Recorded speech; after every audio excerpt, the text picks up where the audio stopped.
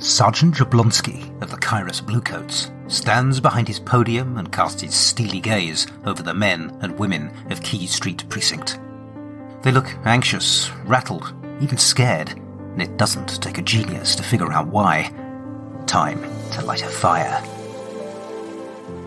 We all know the streets have descended into all-out war, and that we've been it, and hard. But I'm going to remind you of something you do well to remember. Of all the gangs in this city, we Bluecoats are known by any others cross us as the roughest, the meanest, the nastiest bunch of bastards out there. That's the price of keeping order in a city like Kairos. We do what it takes. It don't matter what's going on out there. Today is a day like any other. We hit the streets and we do our jobs. And today, the job's all about these scumbags. He turns to the board behind him and indicates the series of portrait sketches. Alphonse Crabtree, a.k.a. Crater. Madeline Camara, a.k.a. Trace. Mordecai Kincaid, they call him Sallow. Titania Kamenev, Tatters, and Valerian Shaw, and this individual, known only as the Spider. Taking down this crew, who call themselves the Web, is your highest priority. These are the criminal scum behind every damn thing going wrong out there, and it's the Blues what's going to put a stop to them, right? A ragged cheer goes up from the officers in the briefing room. Jablonski gives his officers a savage grin. And remember, let's do it to them before they do it to us.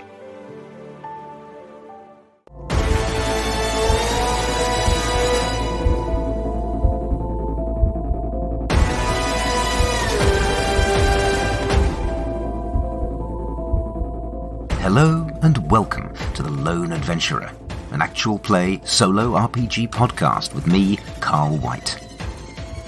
I will be your narrator, your game master, and your guide as we follow our heroes on their journey into the unknown. For this game, I'll be using the Blades in the Dark rule set, as well as a variety of other systems, tools, and tables as they take my fancy. A word of warning. The following scenes may contain mature themes and disturbing imagery. Listener discretion is advised. The adventure continues.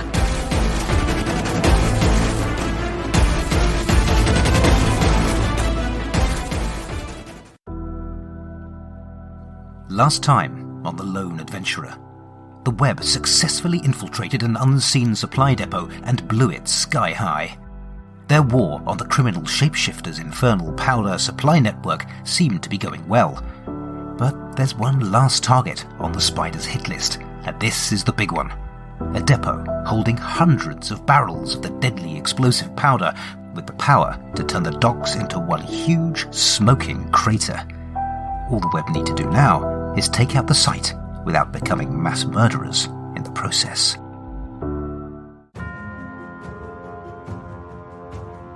Focus on the target, people, and follow me. The Spider leads her team back down the tower's spiral stone staircase, talking as she goes. We have a warehouse to take down, in case you'd forgotten. I said this job would need a delicate touch, and that is exactly what we're going to employ. If there's one thing the Spider does well, it's prepare, and she is prepared now thanks to a visit made several days ago. Her contact in the Kairos Municipal Services Office had been quite clear. Despite the not inconsiderable bribe, this was the last time they would be doing business. The Spider and her crew were just too hot. Half the city seemed to want their heads. In truth, they had probably given the Spider what she asked for to get rid of her as quickly as possible. Either that, or Crater, looming silently at the back of the room, had had the desired effect. But it had been a trade worth making. Access points into the city's underpipes, though numerous, were closely guarded secrets. But at least as far as the docks were concerned, the Spider had been able to secure a map of all of those entrances. I hope it will come as no surprise to you that I did not choose this vantage point at random, she says, coming to a heavy steel door in the tower's basement, chained and padlocked shut. Sallow, if you would do the honours? As Sallow deftly works at the lock, the Spider continues. You are absolutely right, Crater. A frontal assault on that warehouse is suicide. And with that level of security, even we are unlikely to be able to sneak in. No, this calls for something different. Sallow pops the lock and the door is dragged open on rusty, protesting hinges. The spider gestures at the steel steps descending into darkness. We are going below. Sallow, some light, if you'd be so kind. Crater, lead on. Are you sure about this, Spider? Trace scowls as they descend. You've not visited the Underpipes before, have you? This place is lethal, and it's a tangled maze on top of that. And even if we do locate the warehouse and get inside it, what then? I don't imagine for a moment that the warehouse is any less well guarded on the inside than it is on the out. And if by some miracle we deal with that issue, we still face the same problem. What do we do with 200 barrels of high explosives? The spider smiles, though no one sees it in the darkness. Have faith, Trace. He who fails to plan is planning to fail, but when have you ever known me not to plan? Fear not. All will become clear. They come at last to the bottom of the steps, finding themselves in a cramped, domed corridor lined with pipes and cables. Water drips from the ceiling. The air is close and stifling down here, and Crater in particular finds he has to duck repeatedly to avoid banging his head. You take us to the nicest places, Spider, he grumbles, holding up his lantern and peering into the gloom ahead. Where do we go from here? An enormous, masked figure, clad in black leather and with glowing green eye lenses, steps out from the shadows, perhaps 20 feet ahead of them. Cables and mechanical parts seem to have been fused into his flesh, and he grips a huge axe in one hand. Where the blade should be, green energy crackles. Infiltrators, he cries. You will go nowhere from here save in your component parts. You will all be disassembled and used for spares. Your fluids shall serve the great machine. I confess I was completely stumped at the end of the last session. It felt like I'd set myself and my crew an impossible challenge to solve, and I had absolutely no idea what they or I could do to overcome it. The challenge was a PC-facing one. What were my characters going to do to neutralise the powder? As such, it didn't really seem right to consult the Oracle, which I try to reserve just for GM decisions only. And so I did what I recommend anyone else do in similar circumstances. When faced with a mental brick wall that time and perseverance can't get you past, cheat. One of the dangers of creating a solo narrative is the risk of getting locked into a pattern of thinking. In a group game, we have the benefit of other perspectives to help us circumvent challenges in creative ways. But in a solo game, it's just you. It's great that in a game like this, your only limit is your imagination, but there's a downside. Your limit may be your imagination. And so, finding myself stuck, I cheated and reached out to my good friend Stefan. I posed the problem to him, and unencumbered by my accumulated self-imposed constraints, he instantly came back with a whole range of ways the web might tackle this neutralization mission. So, thank you, Stefan. Your help was invaluable, and I hope that you're enjoying the way your suggestions are playing out. I'd originally planned this entire supply chain takedown mission as a 16-segment clock, split evenly between investigating the shipping company, disabling the Percheron, and then taking down the first warehouse, and then, finally, Warehouse 2.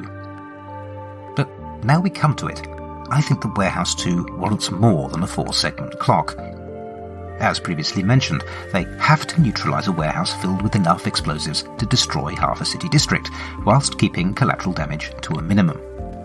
And perhaps as a result of the web's earlier work this night, the place is absolutely crawling with guards. This is a tough ask, almost a full mission all by itself. And so I've bumped this up to an 8-segment clock, which both more fairly represents the challenge and also gives me some narrative space to describe the approach. With all that said, let's do a quick recap of the mechanics behind the story so far. First off, that intro scene. I enjoyed writing the scene between Abbot Cadilius and the Lord Inquisitor last time. and so I thought I'd do something similar in this chapter. To completely randomise the topic, I turned to my campaign Elements Oracle, and I rolled up a faction, which turned out to be the Authorities. And that also allowed me to pop in an Easter egg for the oldies in the audience. I did consider using Sergeant Esterhouse and his catchphrase, "Let's be careful out there," but Jablonski seemed to fit the mood better. After that, I kicked things off for my crew with a flashback gather information roll for Spider, assisted by Crater, intended to identify access points into the Underpipes. That was a success with a consequence, the consequence being that the entrance turned out to be defended. A couple of descriptive oracle rolls gave me the nature of that defense. That gather information roll doesn't advance my mission clock, but it does allow for subsequent action rolls to get that clock ticking. Let's see how that works out.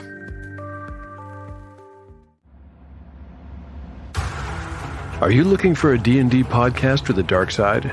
Something more like Game of Thrones and less like Monty Python? Tale of the Manticore is part dark fantasy audio drama, part solo D&D RPG. There's no plot armor here. The dice make all the important decisions. Join me as I resurrect the excitement, wonder, and emotion of old-school D&D.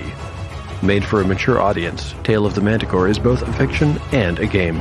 It's the story where chaos rolls.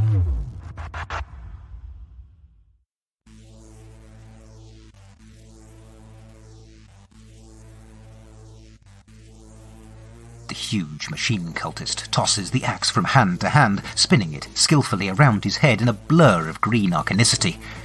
With a mildly frustrated grunt, Crater draws his pistol and shoots the cultist clean through his left eye lens. In these narrow confines, the pistol report deafens them all. As the giant collapses behind him, Crater turns back to the Spider and says, "Well, do you know where we're going, or are we just going to stand around here all day?" Trace looks ready to spring at the big man. "You cretin!" she hisses, the echoes of the gunshot still rolling down the passageways. "These are the Underpipes! You make a noise like that down here, you'll have Fove knows what down on our heads in a heartbeat. Are you trying to get us all killed?"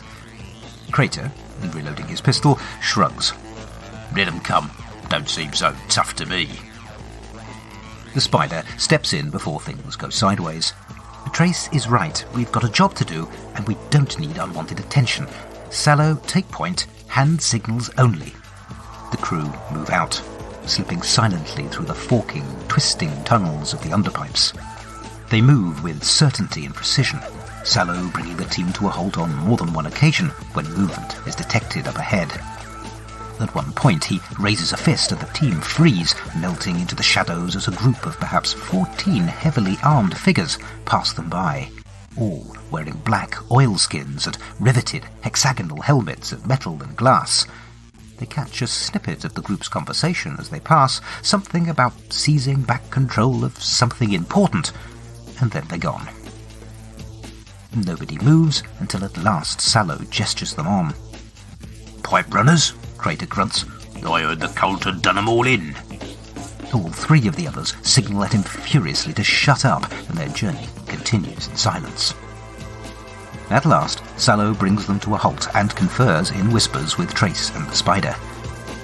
"I've been trying to guide us with this," he says, tapping the brass compass, "but something's making it play up.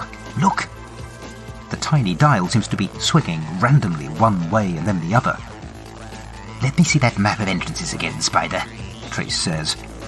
"By my reckoning, we've come in a sort of loop this way, which should put us roughly under the meatpacking district. We need to head down here, perhaps a few hundred yards at most, assuming we can find a tunnel that will lead us in a straight line for a change." Crater grunts. "And so it's all right for you lot to stand around and have a natter, but when I say anything..." The others, in unison, hiss, "Shut up!" They set off once more, this time with Sallow and Trace up front, but it doesn't take long before they are signalled to a halt once more. Trace beckons Crater and the Spider to join them, and then points. "I'm not sure what we're seeing," she whispers, "but whatever it is, we're going to have to go back and around." Ahead of them, the tunnel opens up to form a broad chamber, lit by lamps giving off a dull red glow. Elaborate pillars, 20 feet tall and covered in tubing, gauges and dials, rise from the chamber floor. Clambering over these pillars, multi-limbed automata can be seen, making continual tweaks and adjustments to these strange mechanisms. The metal constructs are not alone. Striding between the pillars, swinging sensors and chanting prayers to their alien machine god, are a score or more cultists. Even Crater grudgingly accepts Trace's advice, but not without complaint. "I'm getting sick of these bloody tunnels," he grumbles, and then "Ow!" as he bangs his head on a low-hanging pipe. "Really bloody sick!"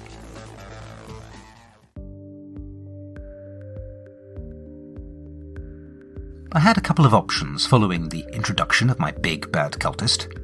On the one hand, I could have created a small clock and turned the encounter into an extended combat scene. But two things steered me away from that course and towards resolving the whole battle in a single skirmish roll. Firstly, this seemed a pretty inconsequential battle, and one that didn't really move the story forward in any significant way. It seemed more of a distraction than something really worth diving into. And secondly, by setting up a big bad guy and then easily dispatching him, it gave me the opportunity to steal the classic Indiana Jones shoot the swordman gag, which, obviously, I couldn't resist. To ensure that there were some stakes and peril involved, I did have Crater make his roll against a desperate position. There was still the potential for things to go very badly wrong, but the dice gods were smiling, and Crater scored a straight success. That moved my mission clock up one tick, and on they went. Next, I had Salo lead a group prowl roll to move through the tunnels without being detected. That turned out to be a critical success, so I allowed my team to do some eavesdropping en route, getting the specifics from a number of Starforged faction oracles, including the Fringe group table and the faction project table. Then I had Trace make a hunt roll to find a route to their target, assisted by Salo, and she got a success with a consequence, which turned out to be things take longer. The obvious question was why, and so I asked, and I was told civilized enclosure. Some sort of settlement or building, perhaps. Starforged has got some great oracles to answer questions like these. I turned to the derelict settlement oracle and then discovered that I was looking at a computer core lit by emergency lighting. Some sort of weird node of the great machine. This location doesn't have much impact in mechanical terms. My crew can just back away and take another route, but it does add an interesting bit of colour, as does the appearance of the pipe runners. I'm with Crater on this one. I too thought that their war with the machine cult had pretty much wiped them all out, but obviously there are survivors. Survivors with a plan in mind. When I rolled on the faction project table to find out what they were talking about, the oracle's response was consolidate control of a valuable commodity. Well, I can only think of one valuable commodity that the pipe runners would be interested in. The same one that everybody else is busy fighting over.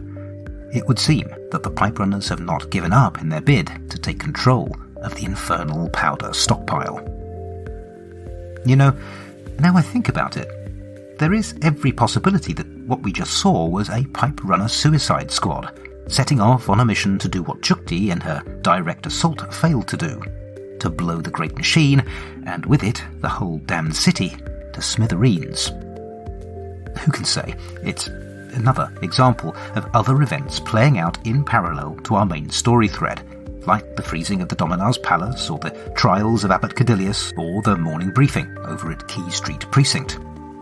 Events that may, at some future point, intersect with our tale, but may just as easily never feature again, serving just as colour, or world-building, or context. But enough sidetracks.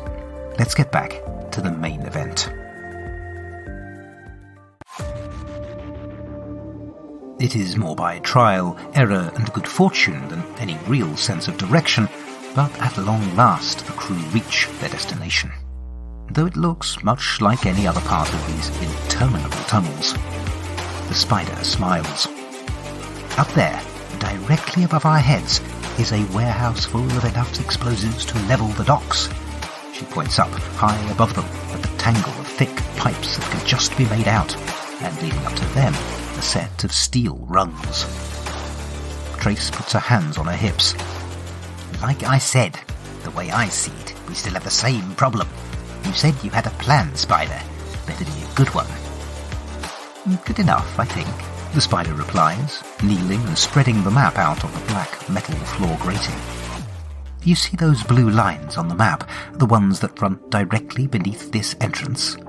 Those are the prime water main pipes that feed the entire docks district. She points up again, angling her light to reveal a series of huge pipes far overhead, buried beneath a tangle of smaller conduits and branching pipework. The underpipes provide power, drainage, sanitation and plumbing for the entire city. And while there are no proper maps of the deep tunnels or detailed schematics of the vast complex of interdependent systems that feed those services, the core infrastructure, particularly that closest to the surface, is mapped by the city's Municipal Services Office.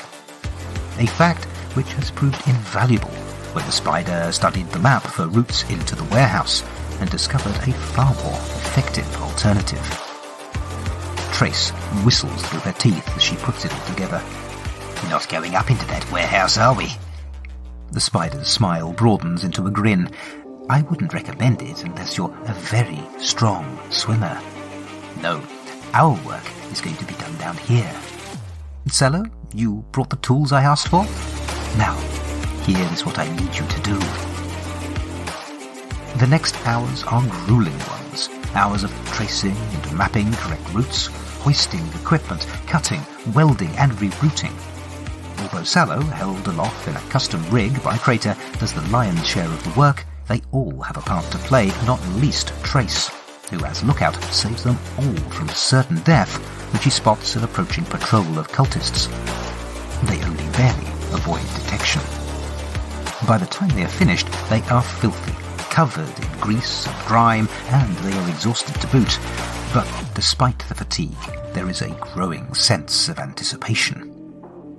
All done, Cello? No final checks you want to run? The Spider asks, though she's checked and rechecked the work herself umpteen times. Well then, she says, when the gangly saboteur shakes his head, would you do the honours? Grinning from ear to ear, Sallow grips the long iron lever and pulls with all his might. It doesn't budge.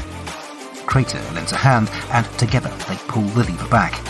There is an alarming rumble from overhead, water squirting from between hastily assembled joints, and the metal grating beneath their feet begins to vibrate. The force of 1 million gallons of highly pressurized water is redirected, away from the mains pipes, and instead forced upwards into a score of connectors that have been hastily plumbed into the warehouse's existing water pipes, as well as its sewage, drainage, power and ventilation conduits. The result is predictably explosive. Water roars into the warehouse from countless outlets with the force of a 20-gun salute. The multiple fountains burst out and upwards, smashing through the warehouse roof in multiple places and flooding the entire building in moments. Those few barrels that are not smashed to pieces by the force of the eruptions are carried along on a raging tide of water, smashed apart as they slam into walls or out into the streets. The occupants of the building fare little better, by turns drowned or crushed in the maelstrom. In less than a minute, the entire warehouse has collapsed, most of its occupants have been killed, and its deadly cargo has been utterly dispersed and destroyed. Despite the incredible odds stacked against them, the web has triumphed. Well, frankly, that all went considerably more smoothly than anticipated. I'd expected things to go careening wildly off the rails at some point, but my team came good, and they have dealt their enemy a powerful blow. It remains to be seen if any of the unseen we have met so far, Katari, Dex or Wade, were in the warehouse when it flooded, but the real win here is the destruction of so much of the explosive powder. I have to assume that's going to put a big dent in the assault plans on the League of Free States. But before I get too carried away speculating about what might be, let's take a moment to play back what was. We already knew that Trace had succeeded in finding a route to the warehouse from her hunt roll, and so the next up was a study roll from the Spider to identify the appropriate pipes, which she succeeded at with a consequence. The consequence was mark off a clock segment, and as I had no appropriate danger clocks running to mark off, I created a new one, detected by cultist patrols. I gave that clock 4 segments and marked off 2 of them, describing that in the fiction as Trace just about warning the team in time before the patrols strolled past. We were on 6 out of 8 segments marked on the mission clock, so this next roll had the potential to completely close out the mission. Sallow made a tinker roll to reroute the water pipes. Crater assisted, and I set the position to desperate as the stakes and risks were so high. I rolled, and I got a straight success. Mission accomplished. Warehouse taken out. Powder destroyed. Once again, thank you, Stefan, for suggesting this mission approach. I don't think it would ever have occurred to me to descend into the underpipes and flood the warehouse from below. That was a cracking idea, and one I thoroughly enjoyed playing out. And so that leaves us at the end of this latest mission. Next time, it will be time to run through downtime, to take stock, and to visit the various faction clocks to see what else has been going on in the city while the web have been so hard at work. I hope you'll join me.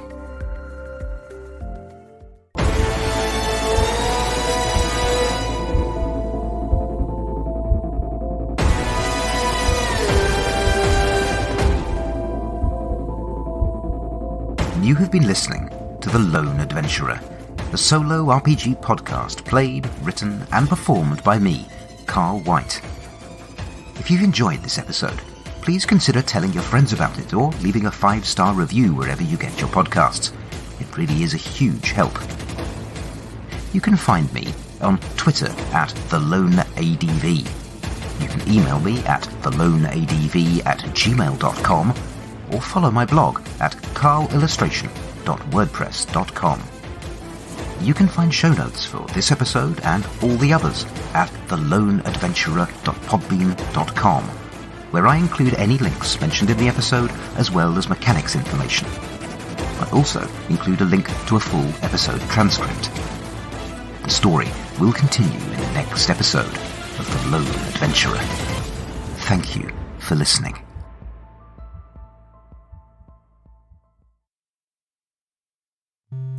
Hello and welcome to my Promotional Trailer of Enticement.